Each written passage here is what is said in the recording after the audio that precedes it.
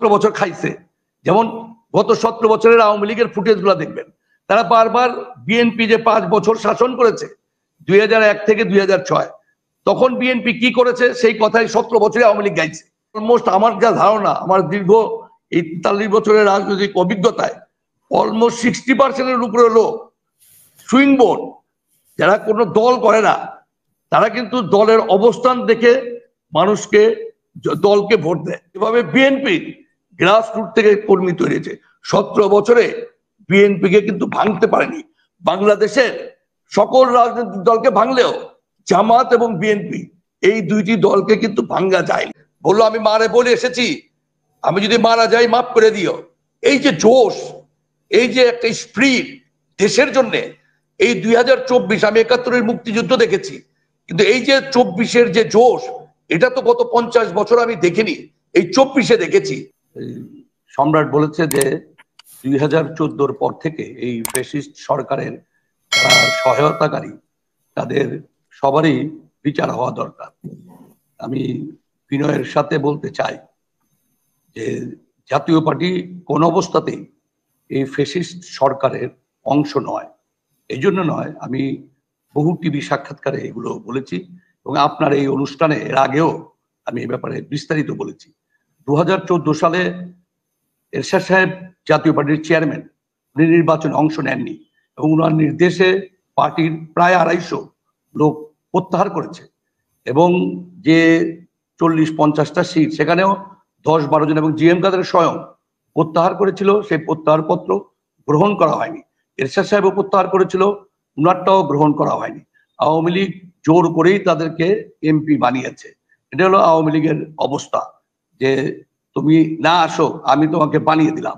এবং ওই নির্বাচনে 160টির উপরে সিট তো বিনা প্রতিদ্বন্দ্বিতায় পাশ করেছে। তো জাতীয় পার্টি যদি 2014 নির্বাচনে সরাসরি অংশ না নিয়ে অপরাধী হয়, তাহলে 2018 সালে যে নির্বাচন হলো সেই নির্বাচনে বিএনপি সরাসরি অংশ নিয়েছে। তাহলে তারা কেন এই ফ্যাসিস্ট সরকারের অংশগ্রহণকারী হবে না? ওই সময় আওয়ামী লীগ যে খাই খাই খাই খাই সব আমাদের দিতে হবে, একটি সিটও বিরোধী দলকে দিব না, এই অবস্থা না করে যদি জোর করেই সব আওয়ামী লীগ দিয়েছে, তারপরেও যদি বিএনপির মতো একটি দলকে অন্তপক্ষে 60-70টা সিটও দিত, তাহলে প্রেক্ষাপট অন্যরকম হতো। এবং এবারের যে নির্বাচন, এই নির্বাচনে আপনি ওই নির্বাচনের আগের ফুটেজগুলো দেখেন, বিএনপির মহাসচিব থেকে শুরু করে সবাই বলেছে, শীর্ষ নেতারা, যে আওয়ামী লীগ চাই না যে আমরা নির্বাচনে অংশ নেই। আমেরিকা বলেছিল যে তুমি জাতীয় পার্টি এবং বিএনপির সাথে আলোচনা করো, আওয়ামী লীগ সেটাও রাখেনি। এই আলোচনা করাটা ছিল অল্প সময়ের ব্যাপার, তারা একদিনেই আলোচনা করতে পারতো এবং যে অভিনয় করা দরকার সেভাবেই বলতো যে আমরা নিরপেক্ষ নির্বাচন করব, কোনো হুমকি দুমকি দেওয়া হবে না, কোনো অ্যারেস্ট করা হবে না, নিরপেক্ষ নির্বাচন দেব, সব কথাই তারা বলতে পারতো বিএনপিকে।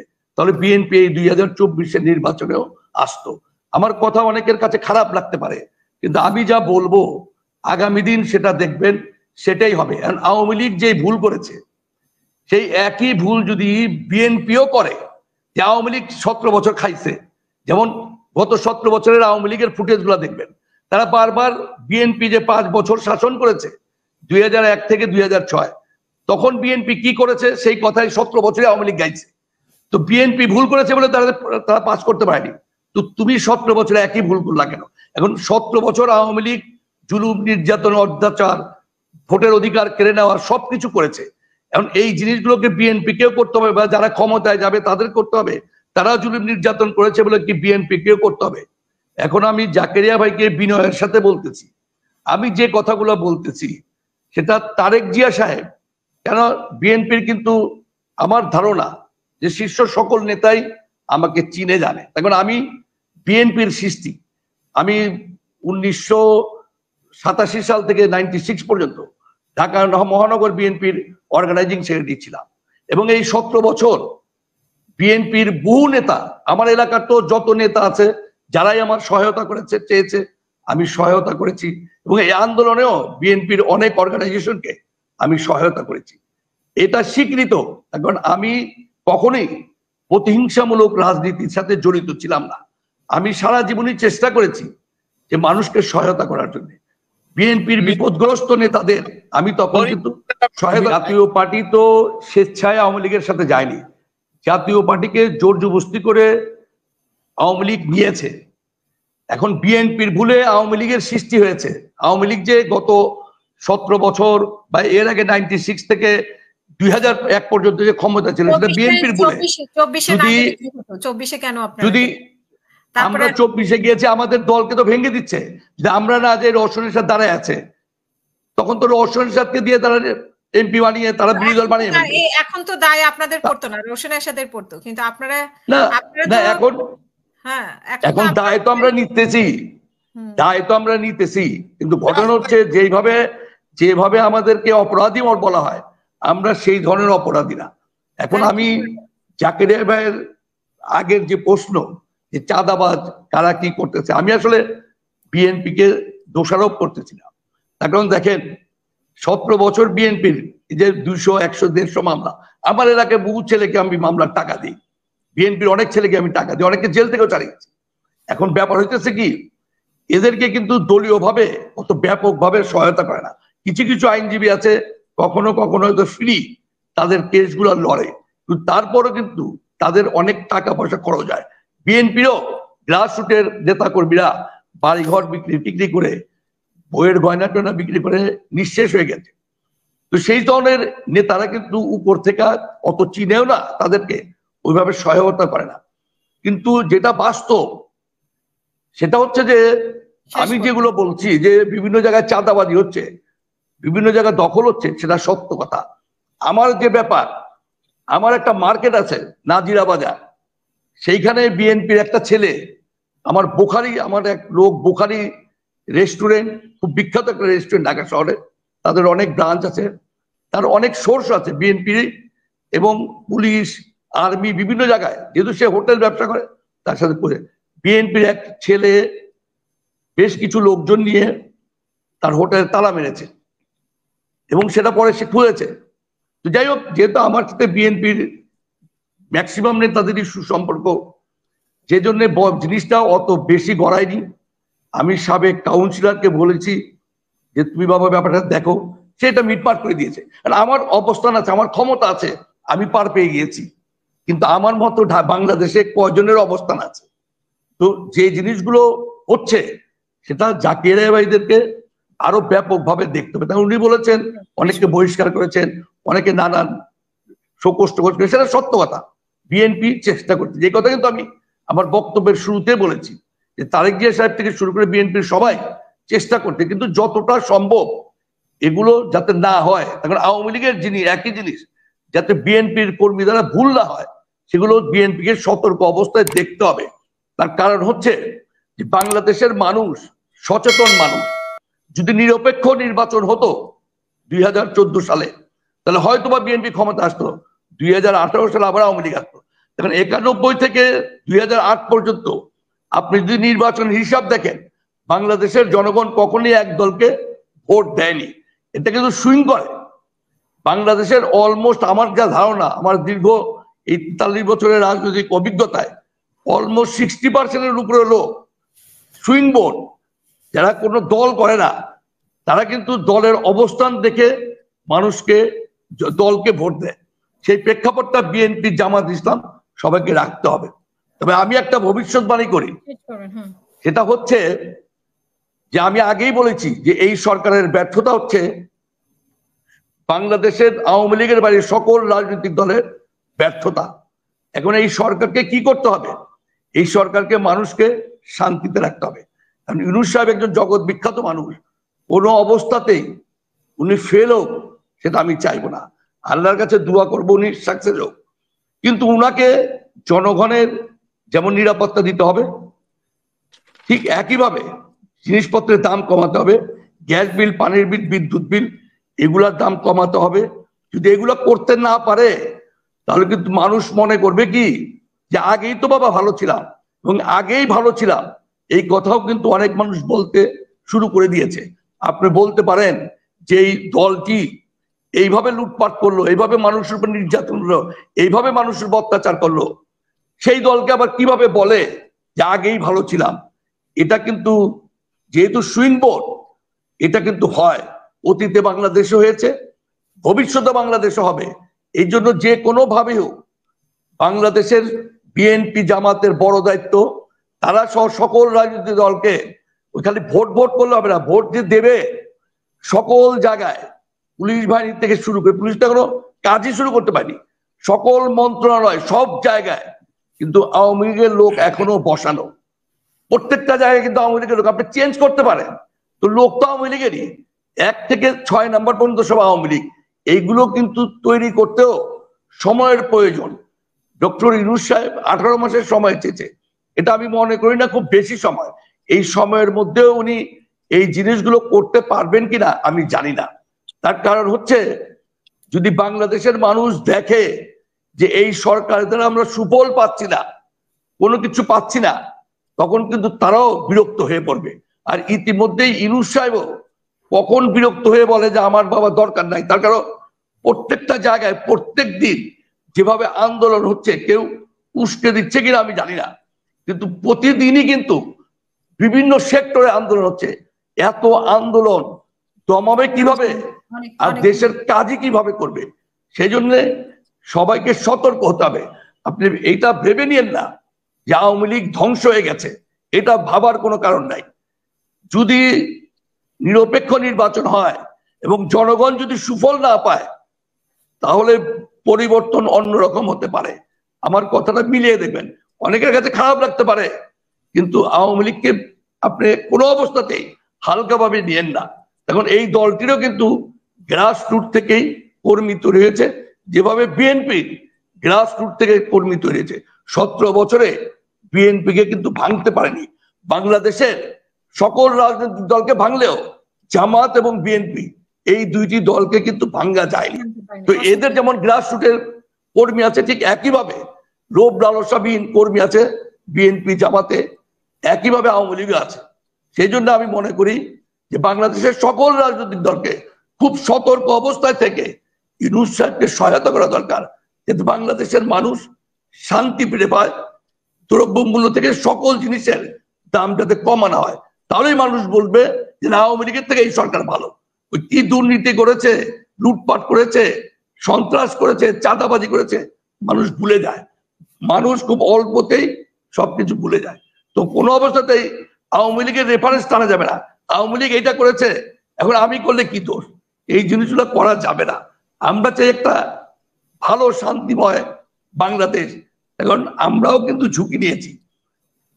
এই যে আমাদের সম্রাট ভাই বলল যে কোন কোন দলের এই ছাত্র আন্দোলনের অবস্থান ছিল, আমি 10ই জুলাই ফেসবুকে বিবৃতি দিয়েছি এবং প্রতিনিয়ত দিয়েছি।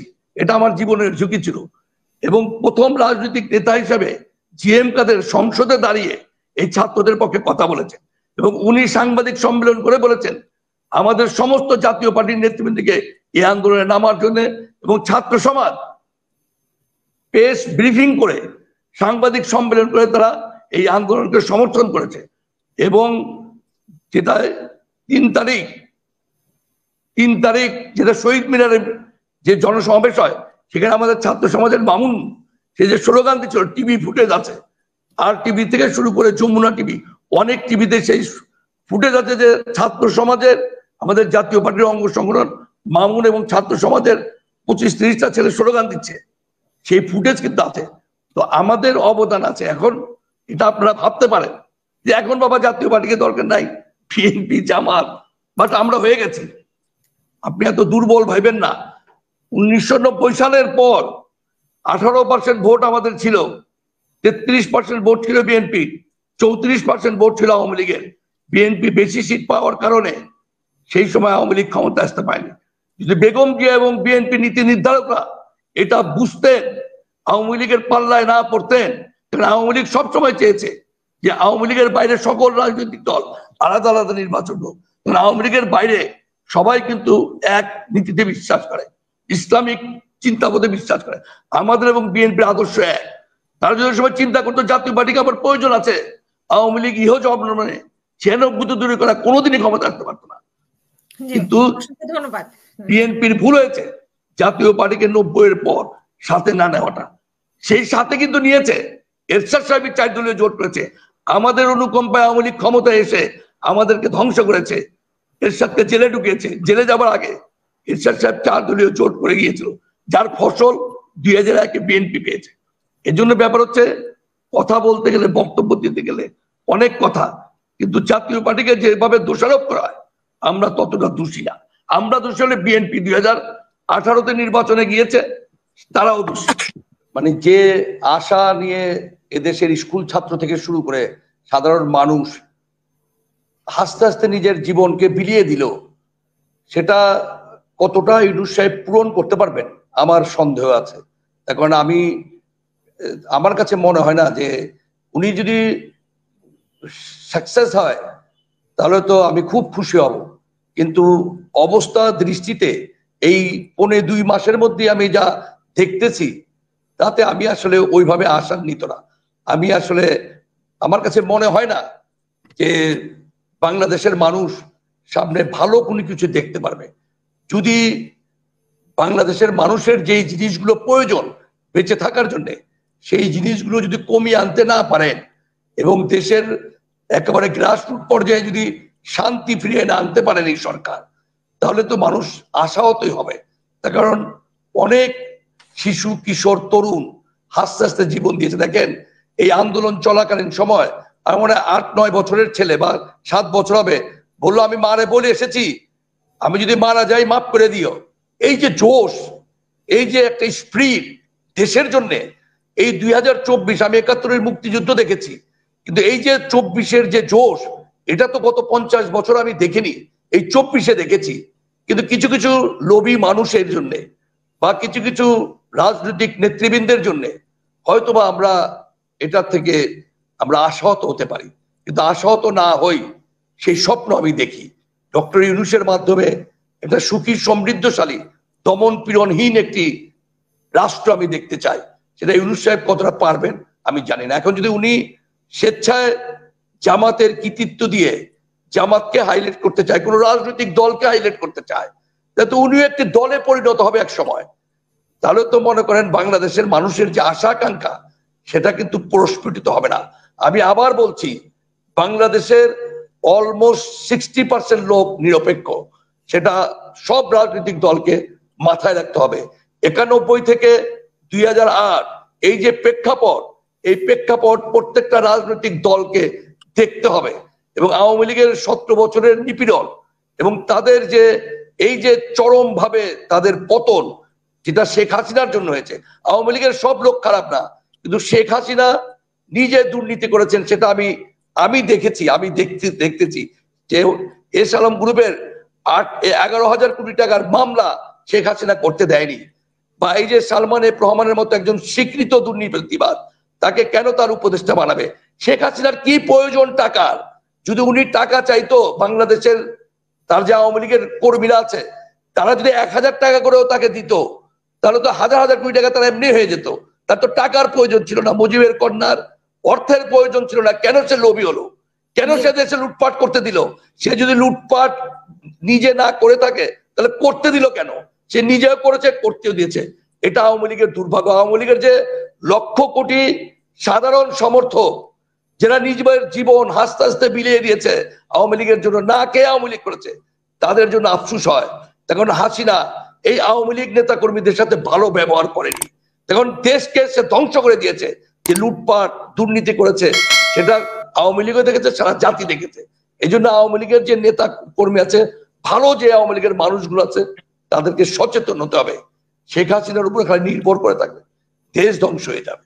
এই জন্য আমাদের উচিত ব্যক্তির চাইতে দেশকে ভালোবাসেন, দলের চাইতে দেশকে ভালোবাসেন। আসসালামু আলাইকুম।